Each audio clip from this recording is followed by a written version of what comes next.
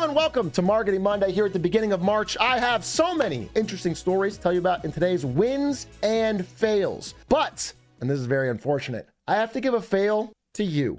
You specifically. Because I want to set the stage for what the world is looking like right now and then point the finger in a certain direction. Where do we find ourselves right now in the world economy? First of all, the stock market is at record highs. Bitcoin is at near record highs. Gold is at record highs. Everything is up. Wingstop, the chicken wing company, is at vertical parabolic highs, largely because it announced AI chatbots for chicken wings.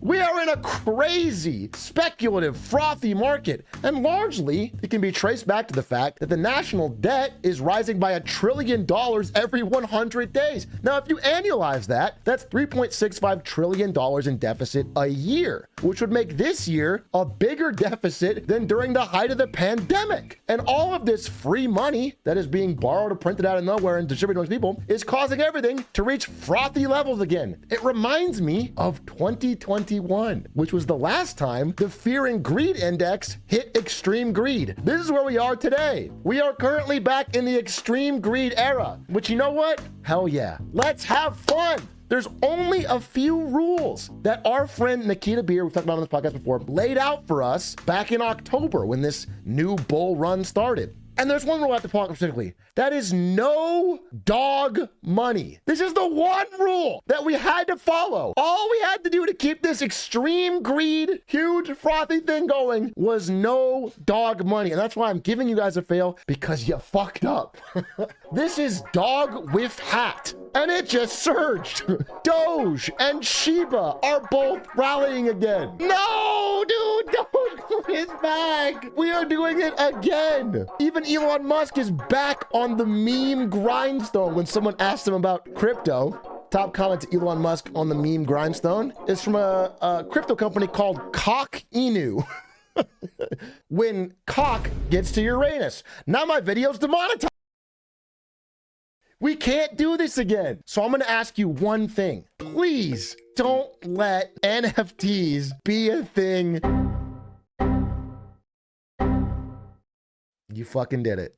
We're literally back. This is probably money laundering, to be clear, but still, let's not get back here, okay? Keep it off the TV. Second fail I have to give. This is only a fail to people who are between 18 and 34, who are males, who live in America. As long as you're not one of those people, then you're not, no fail to you. A couple stats for you here. This is student loan debt in the US. As you'll notice, it's been rising and rising and rising and rising and rising. And very recently had a very, very small dip due to some things that Biden did to try and forgive it. But it was like, again, one tiny percent. So again, we're at very, very high levels of student loans. At the same time, another trend is happening. The rise of sports gambling. Sports gambling is at all-time high revenues and all-time high interest. Sports gambling has exploded among men ages 18 to 34. 1 in 3 American adults admits to betting on sports games, but the number rises to 47% of millennials and 58%, 60% of Gen Z is sports betting. So if we mix those two things together, student loans, sports betting, student loans, sports betting, you might notice the perfect storm we're brewing of people turning to sports betting to try and chip away at their mounting student debt, which may be the dumbest idea I've ever heard. Now, the first thing I'm proud of is right when I start reading this article, I find the story of Cale Daniels, an ASU graduate, the Harvard of the Southwest, who had $7,000 in student loan debt, saw a TV ad for a promotional deal for, I think, DraftKings, and then binked a Parley for $1,600 and put it towards his student loans. He's in the article as like the example of it working. Another ASU genius strikes again. The system works. Now, there's other examples. It turns out he may not be an example of the average person's experience. This is Jamie Reagan. He's a Gen Z kid who made a TikTok post about how he has $50,000 in student loans and he was going to use sports betting to win it all back. Hi, welcome back to me paying off my student loans by sports betting. On Powerball, to win $1 million, you have a 1 in 11 million chance. If you took that same $2 and doubled it 19 times, then you'd have $1 million. Those odds would be 1 in like 500,000. But I'm rich, so I'm doing $5. So if you're here for just today's pick, I took the Celtics to win the game. Every game is a 50-50 if you gaslight hard enough, and I don't watch basketball, so really good odds. How much do you owe? Like 50 grand. How many times do you have to win in a row with $5 to get that? It's like 14, 13. Are you getting paid to do this? I fucking wish. Are you promoting gambling to kids? I'd be a bookie at a preschool. I like his spirit. However, his entire journey is posted online, and as it turns out, he didn't make any money. In fact, he just kept losing increments of $5 as the views on his videos went down until he quit. At no point was he ever up more than 30 at max, and again, then it was lost. And I think the worst part of this video, though, I want to single out a single part. Every game is a 50-50 if you gaslight hard enough, and I don't watch basketball. He said, I don't watch basketball. And the problem is, this guy is not a great example to convince you not to do this. Because all of you that heard that part go, oh, that's why. Oh, I'm gonna keep gambling because this idiot doesn't know what I know. That's your first fucking thought. And you know what? This has been studied too. You gambling addicts among Gen Z don't view it as pure chance. Armed with algorithms and sports data, many believe they can tilt the odds in their favor. But the odds are against you because every day the number of profits these companies make continue to rise. The number of gambling helpline phone calls continues to rise. Around the Super Bowl this year, they got the most they've ever had. And it was from more young people than ever before. People calling because they'd lost overwhelming amounts of money sports gambling. So you have to understand the odds are against you. Now, I gamble here and there, obviously, but once you bring it into your home on the phone and you're gambling as a regular practice, it is a tax on your life that will, over time, eat up a good chunk of your disposable income. So I just want you to understand that before you go in, or get it twisted and win. Sports betting is kind of like those rigged games at a carnival. You know you're not supposed to win, but you still feel like you can. Now, the only thing you forgot to say is that my chat is different. Now, let's continue in the TikTok realm, but give an entirely different win. I want to give a win to feeling like a big man, because that's what Universal Music Group is trying to do. Universal Music Group is one of the big music publishers of the world. They represent all of these famous artists that you know, and they are used to being the big dog in any room. They have bullied artists for a very long time to get these juicy, juicy profits. And now they are looking at TikTok and getting kind of pissed. They're getting kind of pissed because now they're the ones getting bullied. They look at the TikTok contract that pays out some percentage of money whenever their song is used on TikTok, and it's very low. TikTok is really squeezing them. They're not paying them almost any money despite using their songs all over TikTok. And Universal got pretty mad about it. Ultimately, TikTok is trying to build a music-based business without paying fair value for the music. TikTok is trying to use its platform power to try and intimidate us into conceding into a bad deal that undervalues music and shortchanges artists. That is all true. That is all exactly what Universal Music Group has been doing for 3 decades to artists. They're just basically mad that someone else is moving in on their hustle. And so they got mad enough to try to fight back. And so they pulled all of their artist music off of TikTok. They banned TikTok from using any UMG artist music. This happened pretty recently. You probably saw it if you're a TikTok user. Even TikToks from the artists themselves. This is Olivia Rodrigo, Taylor Swift, Ariana Grande. Their own TikToks all got muted. Briefly, this had a kind of a big impact. People on TikTok were like freaking out. What's happening? All of our stuff is muted. Flash forward 1 month later, nobody really cared. Like, people moved on. People started using different things. You know, it was only some chunk of the artists. People just used different artists. And so Universal Music Group went nuclear. They went to their final and ultimate red button, let's pull it out. And they started using their legal right to pull not just the artists, but any songwriter or producer half connected to any song that has ever had a contract with UMG. Now think about it like this. This is a track from the ACLU Atrioc album, Down with the Atriarchy. Now this one track might have 8 or 9 different people involved with it, maybe 10 people involved with the production or the songwriting or the producing or whatever. Now if even one of them, let's say Drop Spindle, has a contract with Universal Music Group, then they can claim the entire song and get it taken down.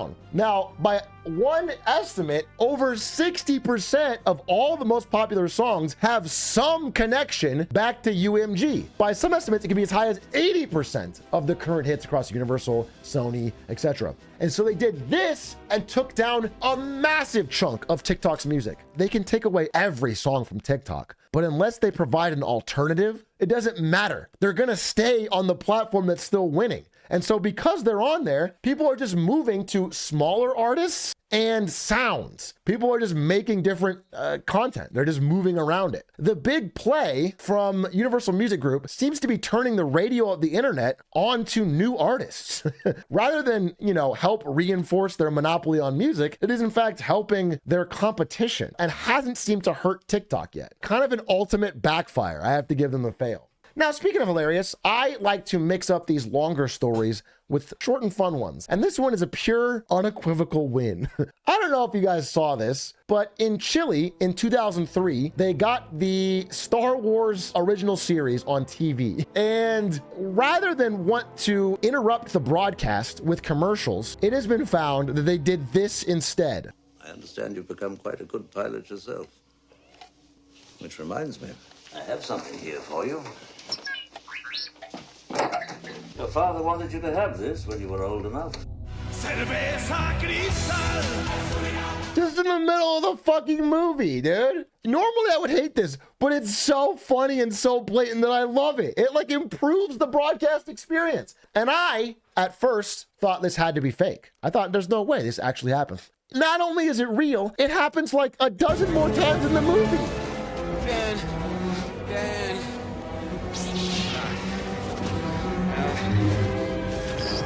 Hang on, kid.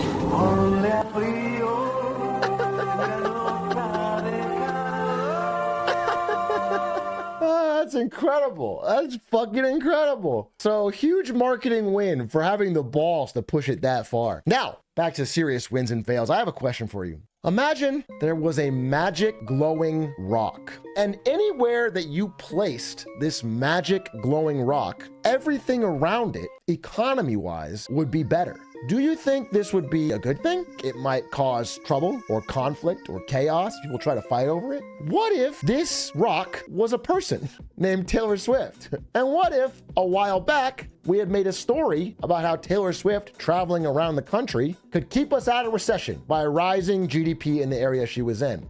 What if the stats came in, for example, in LA, there was a $320 million bump to GDP, increased employment, increase in local earnings, increased taxes for local governments? And what if in Australia, the tour gave a $558 million boost to the economy? What if all of this happened months ago and other countries started to take notice?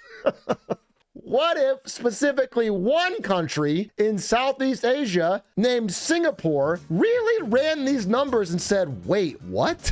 This is a magic stone that makes our economy go up? And then what if Singapore spent a lot of fucking money to be the only spot in all of Southeast Asia to have Taylor Swift concerts? What if, of all these countries she might have toured in, they spent an additional $3 million in grants per show, with the catch is they are not allowed to host it anywhere else in the region, and then spent extra money to add 3 more shows, making Singapore the most shows of any of these countries at all? So what if all of that money put 6 shows in this one spot, and everybody who wants to go to her show in all of these countries has to travel to Singapore? That might be pretty fucking good for their economy. The only thing is, now that they've monopolized the magic stone and they've got everybody in all of Southeast Asia traveling to Singapore, there's a bit of bad blood. There's a bit of problems, and I don't think we can solve them. Filipino statesman Joey Salcida said, "That's not what good neighbors do. It was a hurtful betrayal." They're pissed at the betrayal of stealing Taylor Swift. Sretha here, the Prime Minister of Thailand, is pissed he didn't think of it. If I had known this, I would have brought the shows to Thailand. Even if we would have had to subsidize it, it would have been worth it. He's saying, I would have spent taxpayer money to try and get Taylor Swift here. There's a betrayal, there's a hurt, there's an anger. Singapore is literally getting the rest of Southeast Asia pissed at them for monopolizing Taylor Swift. On the other side, speaking of monopolies, let's give a colossal middle finger fail to our friends over at Apple. This is a picture of Tim Cook, who's now small. He's a teeny tiny man shouting up in the sky, help me, because Apple is no longer a $3 trillion company. They've fallen out of the $3 trillion club, and they are now second place to Microsoft. They are a poor $2.7 trillion. Boo, poor. But the reason I'm making fun of them is not because they've fallen from the most dominant company in the world to the second most. The problem is what they're doing with that power. Now, recently, Apple had a legal battle in the EU where the European Union got pissed at this following fact. All of these apps have in-app purchases of some sort, and Apple takes a 30% cut of all of it. If you subscribe on desktop, it's $4.99. If you go to your phone, it's $5.99. And that is because Twitch raised the price so they can pay for Apple's cut and still make the same amount of profit. Spotify is the biggest company hurt by this, whereas Spotify is in a brutal war with Apple Music. And most people, if you do surveys, will say they like the Spotify product better. But they're in a battle where 30% of what Spotify makes has to go directly to their main competitor. It's like if Pepsi had to pay a 30% tax to Coke every time they made a new product. And so Spotify complained, along with many other companies in the EU, and Apple was hit with a judgment. EU antitrust stepped in and said, hey, this is unfair. You have a $2 billion fine, and more importantly, you must allow companies to have side loading, which means that they can have a different way to make in-app payments outside of the App Store. Apple is bringing side loading and alternate app stores to the iPhone, okay? But Tim Cook, who is allowing an outside link to a developer website to process payments for in-app purchases, then put his glasses down. He looked at the EU and said, you fucking thought?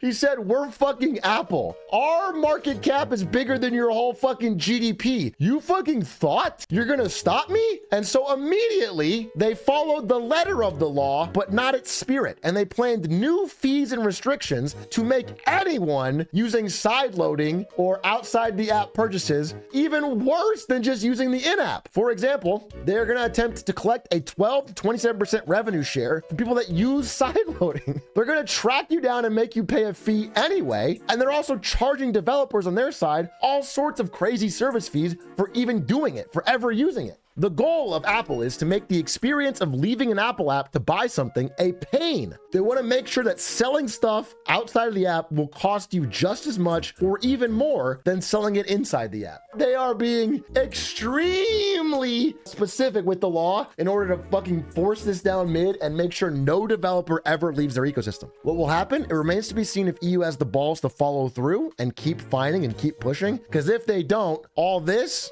accomplish nothing. Oh, also, sorry to mention this, but just to be clear, all of this only applies to those in the EU. Apple is very clear that they will only do this anyway to anyone that's finding them. So they will never, ever, ever even begin this process elsewhere. So I gave them a fail for that, even though Tim Cook is flexing.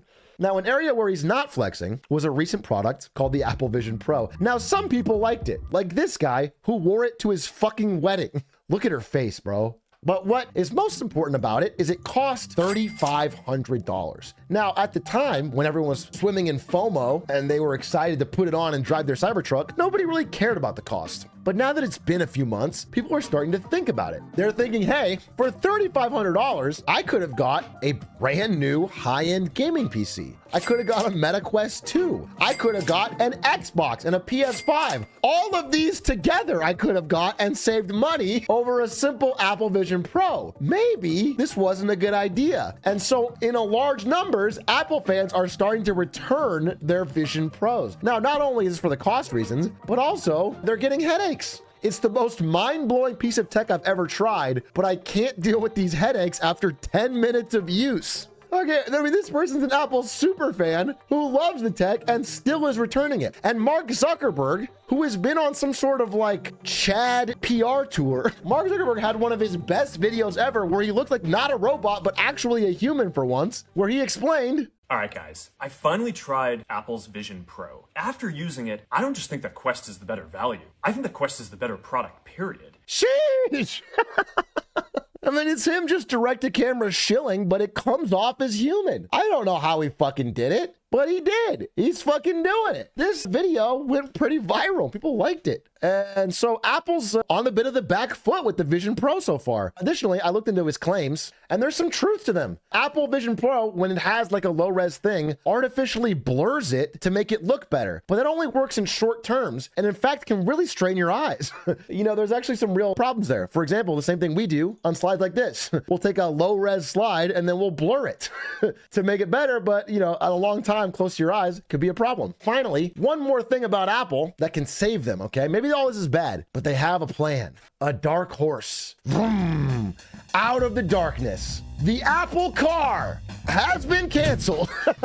IMO, the Apple car was never real. Well, thank you for posting that in chat, Fango Live, because you are incorrect. The Apple car was real. They burnt $10 billion on it and have now canceled it because they realized it wouldn't make them any money. Now, that doesn't mean Apple's out of the car world. In fact, they have a lot of domination over the software because average car companies suck. Nissan and Hyundai and Ford are never going to figure software out, so they just use Apple CarPlay. And Apple's realized they can save a lot of time and money and low margins and factories by just keeping to Apple CarPlay rather than trying to build their own car. So what are they going to do, though? If they cancel the car, if the Vision Pro's not working, I mean, they can release a new iPhone every year, but what's the plan for growth? How do they get the spot back from Microsoft, damn it? Well, in this economy, in 2024, there's really only one way. AI, a futuristic Siri and Apple-based artificial intelligence to take on Microsoft. Apple is coming to the table to fight Grok and Gemini and ChatGPT and OpenAI and Microsoft and make their own AI, launching, apparently, this is the word on the street, in June. Let's find out in June with Apple's AI, and we'll always keep you updated next week on more Marketing Monday. Thank you for watching. I appreciate you, and see you next week. Check it.